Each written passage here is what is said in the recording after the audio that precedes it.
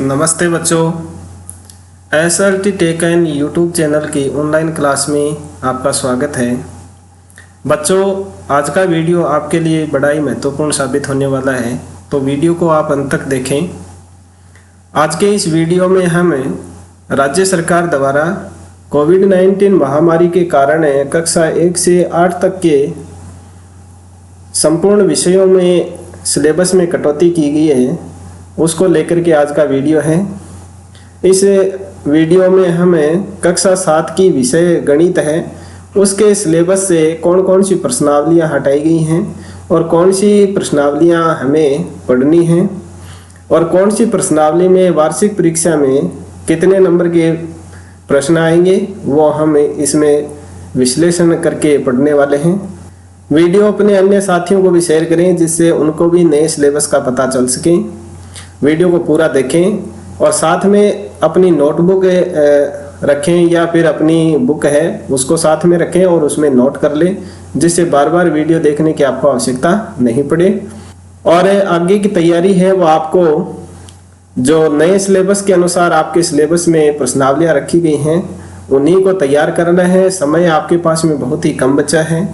आप YouTube पे SLTTECHN type करके सर्च कराएंगे तो इस चैनल का लोगो आपको दिखाई देगा। उस लोगो के ऊपर आप जैसे ही क्लिक करेंगे इस चैनल का होम पेज ओपन हो जाएगा, जिसमें होम वीडियो और उसके आगे प्लेलिस्ट एक ऑप्शन दिया हुआ है। उस प्लेलिस्ट पे जैसे ही आप क्लिक करेंगे, कक्षा 7 गणित नाम से एक प्लेलिस्ट है, उसके ऊपर जैसे ही क्लिक करेंगे तो आपकी गणित विषय के जितने भी video SLT tech and YouTube channel पर अपलोड किए गए हैं वो सारे आपके सामने खुल जाएंगे। आपके सिलेबस में जो जो प्रश्नावलियाँ रखी गई हैं उनसे संबंधित वीडियो आप ओपन करें और उसको देखें, सवालों को समझें।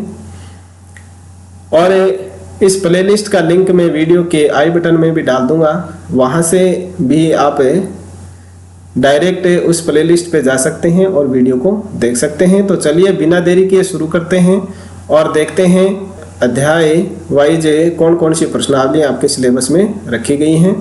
सबसे पहले बात करते हैं हम अध्याय 1 की, जिसका नाम है पूर्णांक। उसमें आपको प्रश्नावली 1.1 और 1.2 इनके सवालों को समझना है, तैयार करना है और इस दोनों प्रश्नावलियों से आपके 8 नंबर के प्रश्न परीक्षा में आएंगे। ये नोट कर लें या अपनी बुक में लगा लें। प्रश्नावली 1.3 और 1.4 आपके सिलेबस से हटा दी गई है। अब आपको 1.3 और 1.4 नहीं पढ़नी है। अब बात करते हैं अध्याय 2 की। दूसरा अध्याय है, उसका नाम है भिन्न एवं दशमलव संख्याएं। इसमें आपको एक तो 2.1 की प्रश्नावली पढ़नी है और एक 2.5 की प्रश्नावली पढ़नी है। प्रश्नावली 2.2, 2.3 और 2.4 ये 3 प्रश्नावलियाँ, साथ में ही 2.6 और 2.7 आपके सिलेबस से हटा दी गई हैं। तो अध्याय 2 है, उसमें केवल आपको 2 प्रश्नावलियाँ पढ़नी है, 2.1 और 2.5। इन दोनों प्रश्नावलियों से आपके 10 नंबर के प्रश्न आएंगे। दोनों प्रश्नावलियाँ बड़ी इजी हैं, इनके ऊपर वीडियो बने हुए हैं, वो आप चैनल पर देख सकते हैं। अब देखिए तीसरा अध्याय, जिसका नाम है आंकड़ों का प्रबंधन। इसमें आपको प्रश्नावली 3.1 और 3.2 ये पढ़नी है और 3.3 और 3.4 आपको अब नहीं पढ़नी है, ये सिलेबस से हटा दी गई हैं। तो केवल आपको 2 प्रश्नावलियाँ हैं, 3.1 और 3.2 के सवालों को हल करना है, समझना है। इनमें से आपके 10 नंबर के प्रश्न आपकी परीक्षा में आएंगे। अब देखिए चौथा अध्याय। चौथा अध्याय है, उसका नाम है सरल समीकरण। इसमें आपको प्रश्नावली 4.1 नहीं पढ़नी है, 4.2 और 4.3 ये 2 प्रश्नावलियाँ आपको पढ़नी है। 4.4 भी आपके सिलेबस से हटा दी गई है। तो अध्याय 4 की अगर हम बात करें तो इसमें आपको 4.2 और 4.3 के जो सवाल हैं उनको करने हैं और इन दोनों प्रश्नावली से आपकी परीक्षा में 8 नंबर के प्रश्न हैं वो आएंगे। तो ये दोनों प्रश्नावलियाँ आपको अच्छी तरह से तैयार करनी है। और अध्याय 5 है, उसका नाम है रेखा एवं कोण। ये आपको पूरी प्रश्नावली पढ़नी है, पूरा अध्याय है, इसमें 2 ही प्रश्नावलियां हैं, 5.1 और 5.2। ये दोनों आपको पढ़नी है। जो भी सवाल इनमें दिए गए हैं वो आपको हल करने हैं। इन प्रश्नावलियों का अंक भार रहेगा 8, यानी इन दोनों प्रश्नावलियों से 8 नंबर के प्रश्न आपकी परीक्षा में आएंगे।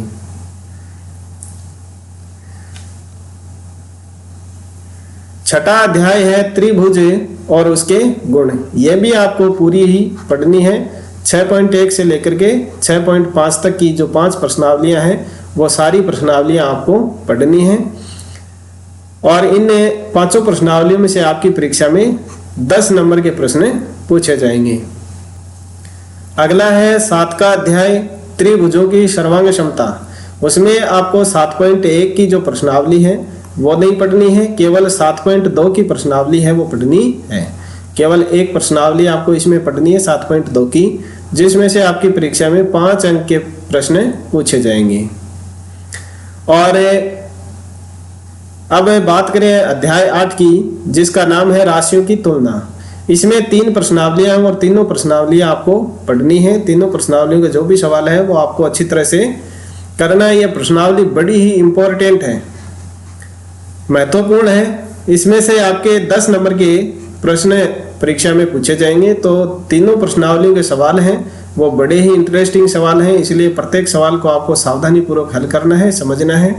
और अध्याय 9 प्रमेय संख्याएं, ये पूरा अध्याय आपके सिलेबस से हटा दिया गया है। इसमें से कोई भी प्रश्नावली और कोई भी प्रश्न आपको नहीं पढ़ना है। अगला है अध्याय 10 प्रायोगिक ज्यामिति। यह आपको पूरी पढ़नी है। इसमें 5 प्रश्नावलियां हैं 10.1 से लेकर के 10.5 तक की। तो ये 5 प्रश्नावलियां आपको पढ़नी है और इसमें से परीक्षा में आपके 10 नंबर के प्रश्न पूछे जाएंगे। अगला 11 का अध्याय है जिसका नाम है परिमाप और क्षेत्रफल। इसमें आपको 11.1 की प्रश्नावली के संपूर्ण सवाल हल करने हैं और फिर 11.2 की जो प्रश्नावली है उसमें प्रश्न संख्या 2, 4, 7 और 8 ये 4 ही सवाल पढ़ने हैं। बाकी के सवाल हैं वो समांतर चतुर्भुज का क्षेत्रफल ज्ञात करने से संबंधित हैं, वो सवाल आपको नहीं पढ़ने हैं।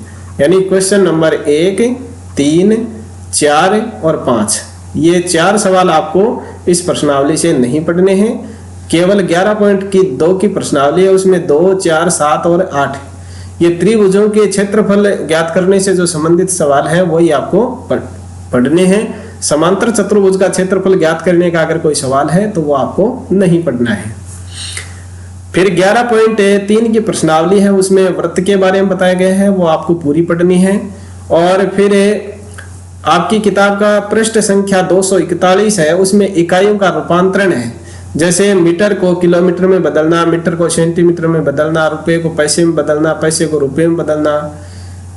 इस तरह के जो कन्वर्जन वाले हैं यानी रूपांतरण वाले हैं, एक इकाई को दूसरी इकाई में बदलना, घंटे को मिनट में बदलना, मिनट को सेकंड में बदलना, इस तरह के जो कुछ महत्वपूर्ण इकाइयां वहां दी गई हैं वो आपको याद करनी है। इसके अलावा आपको 11.4 की प्रश्नावली है वो भी नहीं पढ़नी है। केवल पृष्ठ संख्या 241 पर कुछ इकाइयां दी गई हैं, वो आपको अपनी नोटबुक में नोट कर लेनी है और याद करनी है। 12 का अध्याय है बीजीय व्यंजक। इसमें आपको 12.1 की प्रश्नावली नहीं पढ़नी है, 12.2 की प्रश्नावली पढ़नी है, 12.3 भी नहीं पढ़नी है और 12.4 भी हटा दी गई है। तो केवल जो 12 का अध्याय है उसमें एक 12.2 की प्रश्नावली के सवाल हैं वो आपको पढ़ने हैं और इसमें से आपके 4 नंबर के प्रश्न हैं वो परीक्षा में पूछे जाएंगे। अगला है 13 का अध्याय घातांक और घात। इसमें आपको 13.1 और 13.2 ये 2 प्रश्नावलियां पढ़नी हैं और इन दोनों प्रश्नावलियों में से आपको परीक्षा में 7 नंबर के प्रश्न मिलेंगे। 13.3 की प्रश्नावली है वो आपके सिलेबस से हटा दी गई है। 13.3 की प्रश्नावली है वो अब आपको नहीं पढ़नी है। और आगे है अध्याय 14 और अध्याय 15, ये दोनों आपके सिलेबस से हटा दिए गए हैं। तो आपकी जो गणित विषय है उसमें केवल 15 ही अध्याय दिए गए हैं और 15 अध्याय में से आपको कौन कौन से अध्याय हटाए गए हैं 14, 15 और 9 का अध्याय तो आपका पूरा हटा दिया गया है। इसके अलावा जो भी अध्याय है उनमें से कुछ अंश को डिलीट किया गया है, कुछ रखा गया है। तो आप इस सिलेबस को अच्छी तरह से समझ चुके होंगे कि अब आपको कौन सी प्रश्नावलियां पढ़नी है, कौन से प्रश्न पढ़ने हैं और कौन सी हमारे सिलेबस से हटा दी गई हैं।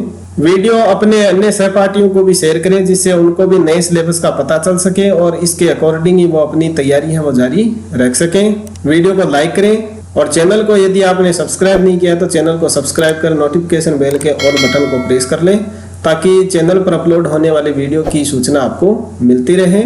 मिलते हैं अगले वीडियो में, तब तक SRT tech and YouTube channel पर इसी तरह से बने रहें, देखते रहें और सीखते रहें। Thank you.